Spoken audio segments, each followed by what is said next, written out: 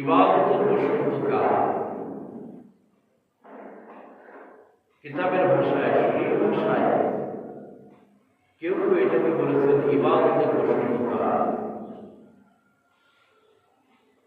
যেটা শুরু হয়েছে রজব থেকে শুরু। ইতিমধ্যে রজব মাস আমাদের মাস থেকে বিদায় হয়েছে। রজবের বেশি আলোচনা পুরা রজব মাস ধরেই করেছে। শাবান মাসের প্রথম মাস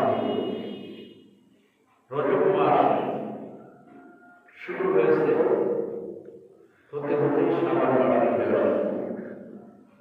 আবার শাবান মাস শুরু হলো, দেখতে দেখতে আমরা রমজান মাস, রমজানের মধ্যে চলে আসবে ইনশাআল্লাহ। কিন্তু আল্লাহ তাআলা এই সময় আমাদের হিসাব নিকাশ করতে হবে। রজবে যে আমলের কথা রাসূলের পক্ষ থেকে বলা হয়েছে, শাবান মাসে রাসূলের পক্ষ থেকে যে আমলগুলোর কথা বলা হয়েছে, এর সবগুলাই মূলত মাহে রমজানের প্রস্তুতি শুরু। তবে শাবান মাস সম্পর্কে ব্যতিক্রমী একটি হাদিস, যেটা ইবনে মাজাহ মুসনাদে আহমদ, আল মুসনাদ, বিভিন্ন কিতাবের মধ্যে যে হাদিসটিকে সহিহ বলা হয়েছে। নাসাই শরীফে অনুরূপ আরেকটি হাদিস, যে হাদিসটাকে হাসান হাদিস বলা হয়েছে। এই হাদিসগুলোর মধ্যে শাবান মাসের একটি বর্ণনা পাওয়া যায়, যেখানে আল্লাহ রাসূল সাল্লাল্লাহু আলাইহি ওয়াসাল্লাম বলেছেন, ক্বালা রাসূলুল্লাহ সাল্লাল্লাহু আলাইহি ওয়াসাল্লাম ওয়া হুয়া শাহরুন তুরফাউ ফীহি আল-আমাল। আল্লাহ নবী বলতেছেন যে আমরা হিসাব করলে দেখি প্রত্যেকটা দেশে, প্রত্যেকটা জায়গায়, প্রতিটা বছর একটা বাজেট প্রণয়ন করা হয়। সামনে যে এক বছর আসবে, পিছনে যেটা চলে গেল, ওটার বাজেট শেষ করে দিয়ে, ওটা সব হিসাব নিকাশ কমপ্লিট করে দিয়ে আগামী সেশনের জন্য আরেকটা বাজেট প্রণয়ন করা হয়। আল্লাহ তাআলা হাদিসের ভাষা অনুযায়ী 12 মাসের মধ্যে শাবান মাসকে আল্লাহ তাআলা বাজেট উন্নয়নের মাস হিসাবে আল্লাহ রাসূল আখ্যায়িত করেছেন।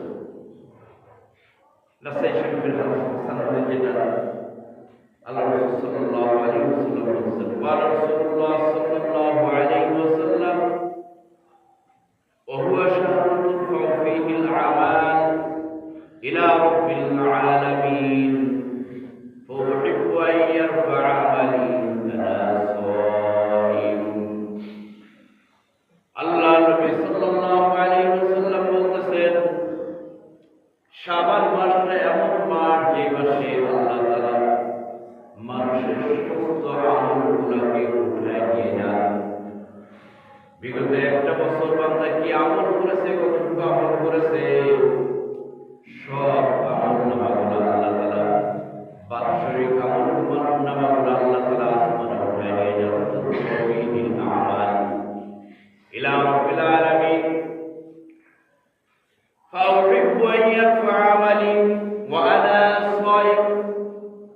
সুতরাং আমি ইচ্ছা পোষণ করি যে আল্লাহ তাআলা যেদিন আমলটাকে আসমানে উঠায় নিয়ে যাবেন, ওই দিন আমি মুহাম্মদুর রাসূলুল্লাহ সাল্লাল্লাহু আলাইহি ওয়াসাল্লাম রোজা অবস্থায় থাকবো, আর রোজা থাকা অবস্থায় আল্লাহ তাআলা আমার আমলনামাগুলো উঠায় নিয়ে যাবে।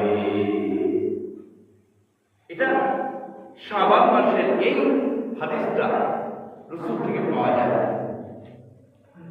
আবার রাসূল থেকে অন্য হাদিস পাওয়া যায়, রাসূল বলেছেন, বাৎসরিকটা তো আল্লাহ তাআলা শাবান মাসে নেন, কিন্তু সাপ্তাহিক, প্রতি সপ্তাহে 2 বার করে আল্লাহ তাআলা আমলগুলো উঠায় নেন, সোমবার আর বৃহস্পতিবার।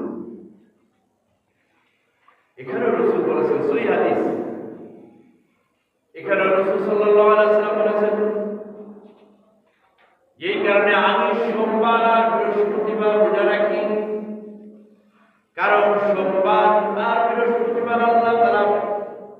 বান্দার সাপ্তাহিক আমলগুলো উঠায় নিয়ে যান, আর আমি এই অবস্থায় থাকতে চাই যে আমার আমলগুলো আল্লাহ যখন উঠায় নেবেন তখন আমি রোজা অবস্থায় থাকবো, রোজা থাকা অবস্থায় আমার আমলগুলো আল্লাহ উঠায় নেবে। এই কারণে রাসূলের জীবনীতে পাওয়া যায় রাসূল সাল্লাল্লাহু আলাইহি ওয়াসাল্লাম যত নফল রোজা রেখেছিলেন সাপ্তাহিক রোজা বেশিরভাগই সোমবার বৃহস্পতিবার রাখতেন, আর রাসূল সাল্লাল্লাহু আলাইহি ওয়াসাল্লাম আইয়ামে বীজের রোজা রাখতেন চাঁদের 13, 14, 15 তারিখ। এটা ছিল মাসিক রোজা, সাপ্তাহিক রোজা ছিল সোমবার বৃহস্পতিবার। সবাই মুসলমান ইকরাম, এই কারণে রাসূল সাল্লাল্লাহু আলাইহি ওয়াসাল্লাম তার পরীক্ষা অনুযায়ী আমল করতে বলেছেন। বান্দা যে আমলই করো না কেন সেটা যেন আমার পরীক্ষা অনুযায়ী হয়, নিজের বুদ্ধির মন গড়ানো বানানো কোনো কিছু না হয়। যদি নিজেদের মন গড়ানো বানানো কোনো কিছু হয় ওটা গ্রহণযোগ্য হবে না। যেটা আমি করি নাই, আমার সাহাবাত মাইন্ড করে নাই, এটা যদি কেউ ইসলাম মনে করে আমল করে ওটাকে প্রত্যাখ্যান করা হবে, ওটা আল্লাহর কাছে গ্রহণযোগ্য হবে না। মানুষের কাছে মনে হতে পারে আহারে লোকটা কত বড় করবে, সারা বছর রোজা রাখি, সারা মাস রোজা রাখি, আর লোকটা কত বড় দরবেশ, বিয়ের সাথে জীবনে করলো না, ইসলামের জন্য জীবনটা ত্যাগ করে দিল, সারাটা জীবন মাজারে খাটকা করে থাকলো। আসলে আমরা শুনে অতি ভক্তি ইসলাম সব উনি একাই পালন করেছে। আমরা আবার অনেক নামাজি মানুষ নিজেদেরকে ইমানদার পরিচয় দেয়, ওই মানুষগুলোকে মনে করি যে না ওই মানুষগুলো আসলে আল্লাহ হতে পারে, কিন্তু রাসূলের হাদিস দেখো, আব্দুল্লাহ রাদিয়াল্লাহু তাআলা আনহু, আমর ইবনে আস রাদিয়াল্লাহু তাআলা আনহু, যিনি রাসূলের একজন জলিল কদর সাহাবী ছিলেন, আমর ইবনে আস। এই আমর ইবনে আসের সন্তান আব্দুল্লাহ, এই আব্দুল্লাহকে বিবাহ করিয়েছিলেন আমর ইবনে আস। এক সপ্তাহ পরে পুত্রবধূর কাছে জিজ্ঞাসা করতেছেন, মা গো সন্তান তো তোমার সাথে বিবাহ করলাম, আমার সন্তানটাকে তোমার কেমন মনে হয়? বুঝতে হবে জিনিসটা হাদিস বলতেছি। আমরা যারা ইসলামকে মনে করি না ইসলাম হুজুর মানুষ, কেন সমাজ নিয়ে কথা বলবে, মসজিদ নিয়ে থাকবে, হুজুর মানুষ কেন পরিবার নিয়ে ঝগড়া ফসাদ মেটাইতে যাবে, হুজুর মসজিদের মধ্যে থাকবে, থাকবে, সারাদিন রোজা রাখবে, সারা রাত নামাজ পড়বে, তাই না বলে না আল্লাহ নবী। আমরা বলি না নিজের বন্ধুদেরকে জিজ্ঞাসা করতেছেন, পরিবারের আমরা অনেকে গার্জিয়ান হয়েছি, পিতা হয়েছি, দাদা হয়েছি, অনেকে অনেক অভিভাবক। আমরা সন্তান বিবাহ করিয়েছি, জীবনে কোনোদিন পুত্রবধূর কাছে জিজ্ঞাসা করি নাই আমার সন্তানটাকে তো তোমার সাথে বিবাহ দিলাম, মাগো আমার সন্তানটাকে তোমার কেমন মনে হয়? লজ্জা লাগে। আসলে আমাদের ওই কালচারের সাথে আমরা উঠা বসা করি নাই, যার কারণে আমাদের কাছে এটা দ্বিধাবোধ হয়। কিন্তু ইসলাম বলে না, না, যে মেয়েটাকে তুমি নিয়ে আসলা ওর খোঁজ খবর নেওয়ার দায়িত্ব কিছুটা তোমার ঘরে বর্তা। শাবান মাসে ইবাদত করবো, সবে এক রাত ইবাদত করে সারা রাত ইবাদত করবো, আবার ফতোয়া দেওয়া ইমাম সাহেব কেনাইছে 2 রাকাত নামাজ পড়তে দেখলাম না, এত বড় একটা গঠনপূর্ণ রাত গেল, উনি 2 রাকাত নামাজ পড়ে না, উনি আবার ইমাম সাহেব বলবে দেখবেন আমার আপনার সমাজে আছে। কিন্তু বুঝতে হবে যে ইসলাম মানব রসুলকে দেখে। যে কথা বলতেছিলাম, পুত্রবধূকে জিজ্ঞাসা করতেছে, মাগো আমার সন্তানের সাথে তোমার বিবাহ দিলাম, আমার সন্তানটাকে কেমন মনে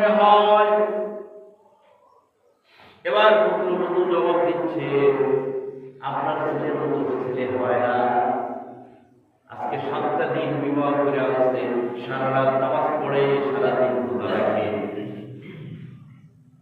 সারা রাত নামাজ পড়ে সারাদিন রোজা রাখে, বড় আল্লাহ কি বলেন? আমরা তো তাই মনে করি। আমার ক্লাস বুঝে ফেলছেন, রসুলের কাছে চলে গেছেন, হাদিস বলতেছে, হাদিস এটা রসুলের কাছে চলে গিয়েছেন, রসুলকে যে বলেছেন, ইয়া রাসূলুল্লাহ, আমার সন্তান আব্দুল্লাহ, ওকে ডাকেন, ওকে একটু উপদেশ দেন। 7 দিন হয়েছে বিবাহ করাইছি, সারা রাত নামাজ পড়ে সারাদিন রোজা রাখে। আল্লাহ রাসূল এবার শুনলেন, শুনে হুজরা থেকে বের হয়ে গেলেন, আমরুল ইবনে আসের বাড়িতে গেলেন, ডাকলেন, আব্দুল্লাহ এদিকে আসো। আসলো, বলল, কি অবস্থা, কি হালে আছো? বলে, ইয়া রাসূলুল্লাহ, খুব ভালো আছি। ইবাদত বন্দেগী কেমন চলছে? ইয়া রাসূলুল্লাহ, খুব ভালো চলতেছে। কোরআন তেলাওয়াত কতটুকু করো? বলে, ইয়া রাসূলুল্লাহ, প্রতিদিন 3 খতম কোরআন শরীফ পড়ি। আল্লাহ রাসূল বললেন, না, পারো, যদি পারো মাসে 1 খতম করো। এর থেকে যদি বেশি বেশি করতে চাও তাহলে 10 থেকে 1 খতম করো। বলে, ইয়া রাসূলুল্লাহ, বলেন কি এটা আমার দ্বারা সম্ভব না? আমাদের সম্ভব অনেক সময় বলি বাপের আগে রসুল বলতেছে, তার বুঝ হবে, তখন অতটা বুঝ আসে না। ইয়াং মানুষ, যুবক মানুষ বলছে, আসলে এটা কিভাবে, এটা সম্ভব না। আল্লাহ রাসূল বললেন, মাসে 1 বার করবা, যদি বেশি করো 10 দিনে 1 বার করবা। বলছে, ইয়া রাসূলুল্লাহ, এটা সম্ভব না। বলে, তাহলে 3 দিনে 1 খতম দিবা। বলে, ইয়া রাসূলুল্লাহ, এটা সম্ভব নয়, 1 দিনে 3 খতম করা শুরু করি। আল্লাহ রাসূল এবার বললেন, আব্দুল্লাহ, বেশি বোঝার চেষ্টা করো না, আমি রাসূল যেটা বলি ওইটা মানো, ওইটাই ইসলাম। তোমার ইচ্ছা অনুযায়ী হবে না। রোজা কতটুকু করবে? ইয়া রাসূলুল্লাহ, সারা মাস রোজা রাখি, সারা সপ্তাহ রোজা রাখি। নামাজ কতটুকু পড়ি? ইয়া রাসূলুল্লাহ, সারা রাত ইবাদত করি। আল্লাহ রাসূল বললেন, না না, হবে না। তোমার শরীরের একটা হক আছে, তোমার স্ত্রীর হক আছে। তোমার শরীরের হক, রাতের বেলা একটু আরাম করতে হবে, ঘুমাতে হবে, সারা রাত দাঁড়িয়ে থেকে নামাজ পড়তে হবে। এটা তুমি কোথা থেকে পাইলা? এটা তো ইসলাম নয়। আমি রাসূল রাতের বেলা ঘুমাই, আবার রাতের বেলা তাহাজ্জুদ নামাজ পড়ি। আমি রাসূল রোজাও রাখি, রোজাও ছাড়ি। সুতরাং তুমি কোথা থেকে পাইলা যে সারা দিন সারা বছর তুমি রোজা রাখবা? হবে না। ইসলাম মানতে হলে আমি রাসূলকে দেখে মানব। আমি রাসূল সোমবার, বৃহস্পতিবার রোজা রাখি। আমি রাসূল আইয়ামে বীজে রোজা রাখি। সারা বছর রোজা আমি রাসূল রাখি না। সুতরাং তোমার শরীরেরও একটা হক আছে, তোমার স্ত্রীরও হক আছে। যদি হক আদায় না করো, যত ইবাদত করো না কেন, কিয়ামতের দিন আল্লাহর কাছে কিন্তু ধরা খেতে হবে। আল্লাহ রাসূল বললেন, আন-নিকাহু মিন সুন্নতি ওয়া মান রাগিবা মিন সুন্নতি ফালাইসা মিন্নি। বিবাহ আমার সুন্নাত, যে ইচ্ছাকৃতভাবে আমার সুন্নাতকে অমান্য করল সে আমার দলভুক্ত নয়, সে আমার উম্মত নয়। অর্থাৎ বিবাহ করতে সক্ষম ব্যক্তি ও বিবাহ করবে, এটাই ইসলাম। ও খানকায় থেকে, বাজারে থেকে নিজের শরীরের হকটা নষ্ট করবে, এইটা ইসলাম নয়। ওটা ওর তৈরি করা ইসলাম। ওই ইসলাম আল্লাহর কাছে গ্রহণযোগ্য হবে না। সুতরাং লাইলাতুল মিরাজ বলেন, শবে বরাত বলেন, যেটা করি না কেন ওইটা রাসূলের দেখানো পদ্ধতি অনুযায়ী হতে হবে। রাসূল মিরাজ করেছেন, রমজানের প্রস্তুতি স্বরূপ রজবে রোজা রেখেছেন, রোজা ছেড়েছিল, একটানা পুরো মাস রোজা রাখেন নাই। শাবান মাসে আগে পিছে সোমবার, বৃহস্পতিবার রোজা রেখেছেন, আবার 13-14-15 রোজা রেখেছেন। 13-14-15-13-14 খবর নাই, সোমবার বৃহস্পতিবারের খবর নাই, সারা বছরে কোনো জায়গায় খবর নাই। শবে বরাতে রোজা রাখেন, রোজা রাখেন নাই। আজকে শবে বরাতে রোজা রাখেন নাই, ওটা ফরজ। অথচ উনি ফরজ নামাজও পড়েন, রোজা রাখছেন,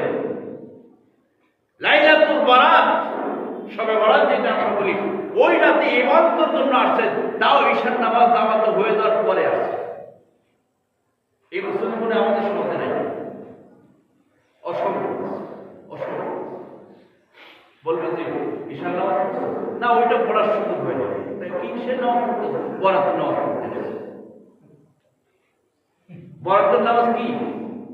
ধরেই নিলাম বরাতের নামাজ, ওইটা কি?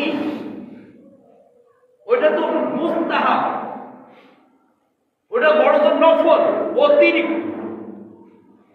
অতিরিক্ত তো আগে আসর ঠিক করতে পারে, তারপর না অতিরিক্ত পাওয়া যাবে। এই জন্য আল্লাহ রাসূল যে আমরা বাচ্চাদেরকে পড়াই নুরানি পদ্ধতিতে কোরআন শিক্ষা, 65টা হাদিস আছে, 65-এর বেশি হাদিস আছে। ওর মধ্যে 1 নম্বর হাদিস বাচ্চাদেরকে মাদ্রাসার বাচ্চাদেরকে জিজ্ঞাসা করুন, বলে দিতে পারবে তোমার ঈমানকে ঠিক করো, অল্প আমল তোমার নাজাতের জন্য যথেষ্ট হয়ে যাবে। আগে ঈমান ঠিক করতে হবে।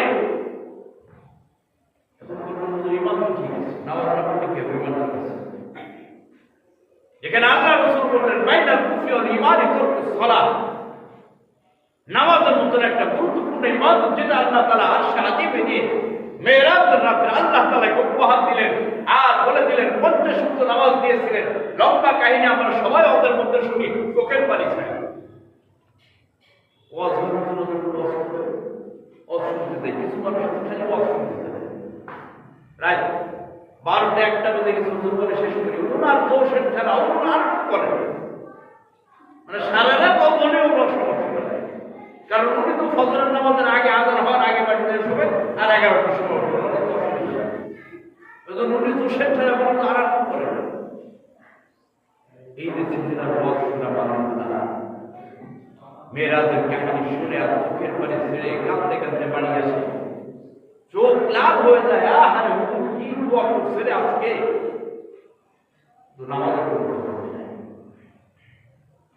অথচ আল্লাহ নবী বললেন 50 ওয়াক্ত নামাজ আল্লাহ তাআলা আমাকে দিয়েছিলেন। আসার পথে মুসা আলাইহিস সালাম বলল 50 ওয়াক্ত নামাজ আপনার উম্মত পারবে না। ওই কথাটা বাস্তব কথা। আজকে আমার আপনার, আমি আপনি যে উম্মত, এই উম্মত দেখলেই বোঝা যায় 5 ওয়াক্ত খবর নাই। আর যদি 50 ওয়াক্ত হইতো কত পার্সেন্ট হইতো আল্লাহই ভালো জানে। মুসা আলাইহিস সালাম বললেন ধীরে যা ধীরে যা, হাদিসের ভাষা বুখারীর হাদিস। আল্লাহ নবী সাল্লাল্লাহু আলাইহি ওয়াসাল্লাম ফিরে গেলেন, আল্লাহ 5 ওয়াক্ত নামাজ চলে আসলেন। 45 নিয়ে মুসা আলাইহিস সালাম বললেন আমার দান পারবে না। আবার গেলেন, ঘুমাতে ঘুমাতে 5, এই 5 মুসা আলাইহিস সালাম বললেন আবার দান, এই 5 বাস্তবতা 5 আজকে খবর নাই। মেরাজের সওয়াব আমরা অনেকেই নিতে চাই, লাইলাতুল বরাতে ইবাদত করে অনেকেই সওয়াব অর্জন করতে চাই, কিন্তু আমার সওয়াব নিতে গেলে আমার আমলটা রাসূলের দেখানো পদ্ধতি অনুযায়ী হতে হবে। রাসূলের দেখানো পদ্ধতি অনুযায়ী যদি হয়, আমার ঈমানই ঠিক হয় নাই, আমি ঈমানদারি হই নাই। আমাদের মতো ঈমানদার এত সস্তা ঈমান যদি হতো, আবু লাহাব, উতবা, সায়বা, আবু জাহেল এরা বেঈমান হয়ে তারা মরতো না, তারা ঈমানদার হয়ে মরতো। সাহাবা মাইন একজন মুহাক্কিক আল-দারুনি তিনি তার কিতাবের মধ্যে লিখেছেন, সাহাবা মাইন যদি আমাদের ঈমানের হাল অবস্থা দেখতো বলতে সবগুলো মুনাফিক, টাটকা মুনাফিক, এর মধ্যে কোনো ভেদাভেদ নাই। আর আমরা যদি সাহাবাদের ঈমান দেখি, সাহাবাদের জীবনে পড়েন খোলেন দেখেন, মনে হবে যেন পাগলের সব ব্যাপার, মানুষের ব্যাপার নেই। তারা যেভাবে ঈমান এনেছে আর আমাদের ঈমান আকাশ পাতাল পার্থক্য রয়েছে। একজন ব্যক্তি লা ইলাহা ইল্লাল্লাহ, নেই কোনো ইলাহ আল্লাহ ছাড়া, এই কথা বলার পরে একটা কদম তার সামনের দিকে আগাবে না আল্লাহর নির্দেশিত বিধানের বাইরে, তাহলে না আপনি ঈমানদার। প্রত্যেকটা নির্দেশ আল্লাহ তাআলা কোরআনুল কারীমের মধ্যে ৬২৩৬ আয়াতের মধ্যে আমার গোটা জীবন কিভাবে পরিচালিত হবে সব বিষয়গুলো আল্লাহ তাআলা বলে দিয়েছেন। যেখানে আমি আপনি খুঁজে পাবো না, কোরআনের সাথে মিল পাবো না, বুঝতে হবে আমার আপনার জ্ঞান ওই জায়গা পর্যন্ত এখনো পৌঁছায় না। কোরআন যে মহাসমুদ্র, এই মহাসমুদ্রের যে জ্ঞান, ওই জ্ঞানের কাছে আমি এখনো আমার এই অংশটুকু নিয়ে নিতে পারিনি। নিঃসন্দেহে ব্যাপারে আল্লাহ তাআলা বিধান। সুতরাং যতটুকু জেনেছি অতটুকু আমল কয়জনে করতে পারলাম, যতটুকু করলাম অতটুকু রাসূলের তরিকা অনুযায়ী কতটুকু হলো। কালেমা শুধু লা ইলাহা ইল্লাল্লাহ নয়, এরপর মুহাম্মাদুর রাসূলুল্লাহ। বুনিয়াল ইসলাম ওয়ালা খামসিন শাহাদাতু আল্লা ইলাহা ইল্লাল্লাহ ওয়া আন্না মুহাম্মাদুর রাসূলুল্লাহ। ইসলামের স্তম্ভ পাঁচটা, তার মধ্যে এক নম্বর হচ্ছে সাক্ষী যে আল্লাহ ছাড়া কোনো ইলাহ নাই, আর আদর্শ হবে মুহাম্মাদুর রাসূলুল্লাহ সাল্লাল্লাহু আলাইহি ওয়াসাল্লাম। আল্লাহর আদেশটাকে কিভাবে মানতে হবে, রাসূলের দেখানোর পদ্ধতি রয়েছে, ওইটাই হচ্ছে মুহাম্মাদুর রাসূলুল্লাহ, আন্না মুহাম্মাদুর রাসূলুল্লাহ। মুহাম্মদ সাল্লাল্লাহু আলাইহি ওয়াসাল্লাম হচ্ছে আমার আদর্শ, আমার মডেল, আমার ইবাদতের মডেল। লাইলাতুল বারাতে ইবাদত করতে হবে না হবে, এটা মুহাম্মদ সাল্লাল্লাহু আলাইহি ওয়াসাল্লামের 23 বছরের জীবনীকে ফলো করতে হবে, 63 বছর নয়। এই ক্ষেত্রে 23 বছর, কারণ নবুয়ত পেয়েছেন, নবুয়ত পাওয়ার পরে 23 বছরের হায়াত পেয়েছেন। এই 23 বছরের হায়াতে জীবনে কোরআনকে একেবারে পুঙ্খানুপুঙ্খ 100 আমল করে দেখিয়েছেন কোন কাজ কিভাবে করতে, ব্যক্তি জীবন কিভাবে চলবে। আবার ব্যক্তি জীবনে এমন কোনো কাজ থাকবে না যেটা মানুষের সামনে বলা যাবে না। আমাদের জীবনটা দুই ভাগে বিভক্ত। একটা হচ্ছে গোপন জীবন, যে জীবনে এমন কাজ আমরা করি যেটা মানুষের সামনে বললে মানুষ করবে। আর একটা হচ্ছে মানুষের সাথে চলাফেরা, দৈনন্দিন জীবন। ওইখানে আমি দরবেশ, মসজিদের মেম্বারে বসে আমি দরবেশ, লম্বা লম্বা কথা বলি, নামাজ পড়তে গেলে স্থিরতার সাথে নামাজ পড়ি, মানুষ মনে করে আহারে আল্লাহ করি। কিন্তু আমার ব্যক্তি জীবনে, গোপন জীবনে আমি আল্লাহর নাফরমানি, মোবাইল খানা হাতে নিয়ে আমি আল্লাহর নাফরমানির মধ্যে লিপ্ত হচ্ছি। দুনিয়ার কেউ দেখতেছে না, আল্লাহ তাআলা দেখতেছেন। সুতরাং এই জীবন বলা যাবে না। আল্লাহ রাসূল সাল্লাল্লাহু আলাইহি ওয়াসাল্লাম এমন একজন মডেল নেতা ছিলেন, এমন একজন মানুষ ছিলেন যিনি বলেছেন স্ত্রীদেরকে, ও আমার স্ত্রীরা, আমার রাতের বেলার আচরণ তোমরা মানুষের সামনে বলে দাও, আমার দিনের বেলা মানুষের চলাফেরা এটা মানুষকে বলে দাও। এরকম সাহস দুনিয়ায় অন্য কোনো ব্যক্তি আর দেখাতে পারেন নাই। একজন ব্যক্তি দেখিয়েছেন, তিনি আমার আপনার নবী মুহাম্মদুর রাসূলুল্লাহ সাল্লাল্লাহু আলাইহি ওয়াসাল্লাম। স্ত্রীদেরকে বলেছেন, আমার রাতের আচরণ মানুষের সামনে বলো, অর্থাৎ রাতের বেলা আমি এমন কোনো কাজ করি না যেটা শুনলে মানুষ সিসি করবে, এমন কোনো কাজ আমার রাসূলের জীবনে নাই। আবার মানুষের সাথে চলাফেরার জীবনে এমন কোনো কাজ আমি রাসূল করি না। দুই জায়গায় দুই নীতি না। রাসূল ব্যক্তি জীবন থেকে নিয়ে পারিবারিক জীবন, সামাজিক জীবন, আন্তর্জাতিক জীবন, গোটা জীবনের রাসূল আদর্শ ইসলাম কিভাবে মানতে হয় পুঙ্খানুপুঙ্খভাবে আমার রাসূল দেখিয়ে দিয়েছে। ব্যক্তি জীবনে আল্লাহ রাসূল হযরত আয়েশা রাদিয়াল্লাহু তাআলা আনহা বলেছেন, আল্লাহ রাসূল নিজের জামা ছিঁড়ে গেলে নিজের জামাটা নিজে সেলাই করতেন, কাপড়টা ময়লা হয়ে গেলে নিজের কাপড়টা নিজে পরিষ্কার করতেন। আমরা অনেক সময় বাধা দিতাম, আল্লাহ রাসূল বলতেন, না না, আমার কাজটা আমাকে করতে দাও। কে বলেন? রাসূল পাক সাল্লাল্লাহু আলাইহি ওয়াসাল্লাম, যিনি আল্লাহর কাছে সবচেয়ে প্রিয় মানুষ, যিনি সাইয়্যিদুল মুরসালিন, যিনি খাতামুন নবীন, যিনি কিয়ামত পর্যন্ত মানুষের আদর্শ।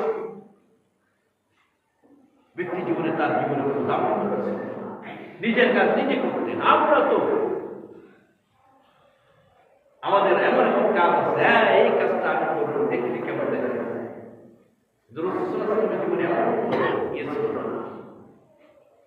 ব্যক্তি জীবনে রসুল মডেল। হাদিস পড়তে হবে, রসুলের জীবনে পড়তে হবে।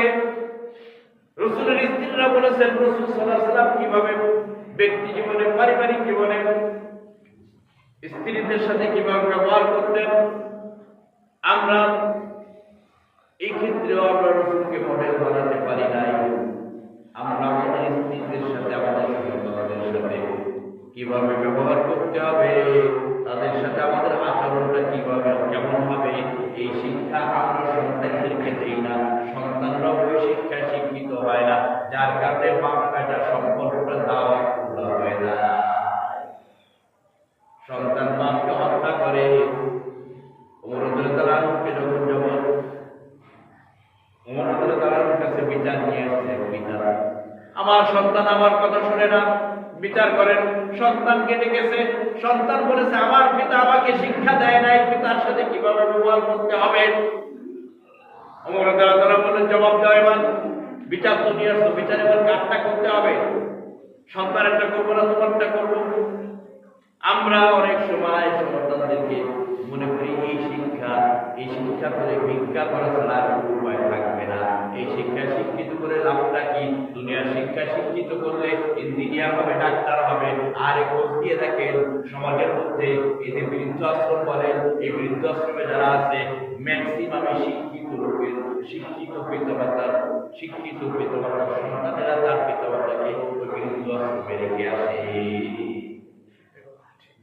যে দিন মজুর, ওর কাছে বাপের মর্যাদা আছে, মায়ের মর্যাদা আছে, নিজে না খেয়ে মাকে খাওয়ায়।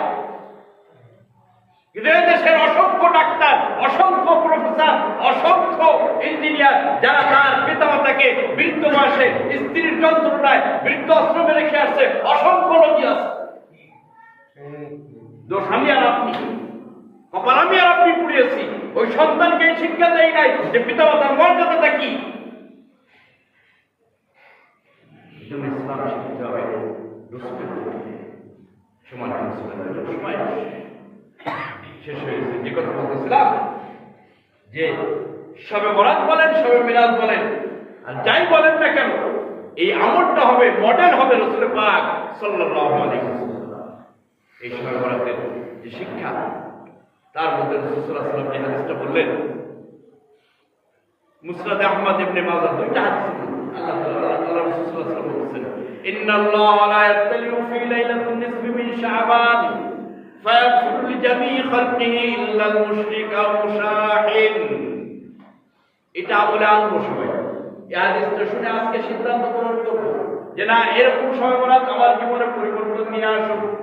আল্লাহ রাসূল সাল্লাল্লাহু আলাইহি ওয়াসাল্লাম বলতেছেন, মধ্য শাবান অর্থাৎ 14 তারিখ দিন গত রাতে আল্লাহ তাআলা তার সৃষ্টির প্রতি স্পেশাল নজর দেন, স্পেশাল দৃষ্টিপাত করেন। আর আল্লাহ তাআলা তার সমস্ত সৃষ্টিকে মাফ করে দেন দুই শ্রেণীর মধ্যে। একটা হচ্ছে মুশরিক, যে আল্লাহর সাথে কাউকে শরীক করে, ব্যক্তি জীবনে করতে পারে, পারিবারিক জীবনে করতে পারে, আন্তর্জাতিক জীবনে করতে পারে, রাষ্ট্রীয় জীবনে করতে পারে। আপনি যদি রাষ্ট্রীয় জীবনে আল্লাহর হুকুম না মানেন, আপনি আল্লাহর সাথে কাউকে শরীক করলেন। পারিবারিক জীবনে যদি আল্লাহর হুকুম বাদ দিয়ে অন্য কাউকে সেখানে আদর্শ বানান, রসুলের আদর্শ বাদ দিয়ে, আল্লাহর হুকুম বাদ দিয়ে আপনি পারিবারিক জীবনে শরীক করলেন। ব্যক্তি জীবনে যদি আপনি আল্লাহর হুকুম বাদ দিয়ে অন্য কাউকে মানেন, সেই ক্ষেত্রে আপনি আল্লাহর সাথে শরীক করলেন। এরকম লাখো সর্বরাত আপনার জীবন থেকে চলে যাবে। হাজারো ইবাদত করবেন, কিয়ামতের দিন আমলনামা নিয়ে উঠবেন ফাঁকা আমলনামা। এজন্য এই হাদিসটা বলে শেষ করে দেব, সময় শেষ। আল্লাহ রাসূল সাল্লাল্লাহু আলাইহি ওয়াসাল্লাম বলেছেন, তোমরা কি জানো বঞ্চিত অসহায় কোন ব্যক্তি? সাহাবারা বলেছে, যার বাড়ি নাই, ঘর নাই, টাকা নাই, পয়সা নাই, এই ব্যক্তি হচ্ছে বঞ্চিত অসহায়। আল্লাহ রাসূল বললেন, না না, ওই ব্যক্তি হচ্ছে অসহায়, ওই ব্যক্তি হচ্ছে বঞ্চিত যে অসংখ্য নামাজ, অসংখ্য রোজা, অসংখ্য দান সদকা, অসংখ্য ইবাদত বন্দেগী নিয়ে হাসতে হাসতে মনে করবে আমি অনেক ইবাদত নিয়ে কিয়ামতের দিন উঠবো। কিন্তু কিয়ামতের দিন ওঠার পরে আমলনামা যখন ধরিয়ে দেওয়া হবে, সে তার আমলনামাকে ফাঁকা দেখবে, তখন সে তার মতো বঞ্চিত অসহায় কেউ থাকবে না। আল্লাহর কাছে প্রশ্ন করবে, আল্লাহ দুনিয়ার জীবনে এত ইবাদত করলাম, গেল কোথায়? বলবে সব মানুষ দেখানোর জন্য করেছো, এই জন্য আল্লাহর সাথে শিরক করার কারণে আমলগুলো বাতিল হয়ে গেছে, এগুলো গ্রহণযোগ্য হবে না, রাসূলের দেখার পদ্ধতি অনুযায়ী হয় নাই, বিদআত হয়েছে বাতিল, বাতিল হয়ে গেছে। আল্লাহ রাসূল বলেন এর থেকে অসহায় হতভাগা বঞ্চিত আর কেউ হতে পারে না। সহজ ভাষায় যদি বলি, একটা লোক কোটিপতি, তার এই কোটি কোটি টাকা একটা পয়সা তার জীবনে কোনো কাজে লাগলো না, এই লোকটা কি বলে? অসহায়। টাকা থাকলেও তার টাকা কাজে লাগে না, সব অর্জন করেছে, নেকি অর্জন করেছে, এই নেকি তার কাজে লাগবে না, এর মতো হতভাগা, এর মতো বঞ্চিত অসহায় কিয়ামতের দিন আর কেউ হবে না। সুতরাং ইবাদত যেটা করবো মডেল হবে রাসূল সাল্লাল্লাহু আলাইহি ওয়াসাল্লাম, আর ইবাদতটা হবে আল্লাহর বিধান অনুযায়ী। আল্লাহ তাআলা কোরআনের মধ্যে যে কথাগুলো বলেছেন, একটা কদম ঈমানদারের আল্লাহর বিধানের বাইরে চলবে না। তাহলে আর পরিপূর্ণ ঈমানদার হতে পারবো, অল্প আমল করবো, এটা নাজাতের জন্য আল্লাহ তাআলা বলেন। আল্লাহ তাআলা আমাদের সকলকে দিয়ে আল্লাহ ভালো, এর থেকে সঠিক শিক্ষাটা গ্রহণ করে বাস্তব জীবনে আমরা